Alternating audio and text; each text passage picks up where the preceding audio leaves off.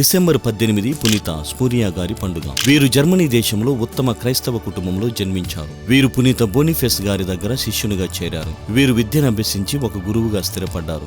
జర్మనీలో హైన్సీ ప్రాంత ప్రజల్ని క్రైస్తవ విశ్వాసులుగా మలచిన గొప్ప వ్యక్తి వీరు. పునీత బోనిఫేస్ శిష్యులందరిలో వీరిని అత్యంత ప్రీతిపాత్రుడైన శిష్యునిగా ఎన్నుకున్నారు. వీరిపై గల నమ్మకంతో జర్మనీ దేశ ప్రధాన మఠాలయం కేంద్రం ఎక్కడ నిర్మించాలో వీరిని అడిగారు. అలా పుల్దా పట్టణములో మఠాలయం కట్టబడింది. ఆ మఠాలయానికి స్పూరియా గారిని ప్రధానిగా నియమించారు. వీరి వద్ద మొత్తం 400 మంది గురు సన్యాసులు దైవ మానవ సేవలో గడిపారు. ఈ కేంద్ర స్థానం నుండి మత ప్రచారం, కళ, సంస్కృతి, విద్య వంటి విభాగాలు పరిపాలన అందించబడింది. వీరు బెనడిక్ట్ మఠవాసుల పద్ధతులను, నియమాలను పుల్దా మఠంలో ప్రవేశపెట్టారు. ఈ సభ జర్మనీలో మొదటి గురు సన్యాస సభగా పిలువబడుతోంది. పునీత బోనిఫేస్ గారి తర్వాత వీరిని గొప్ప అపోస్తలుడిగా పిలుస్తారు.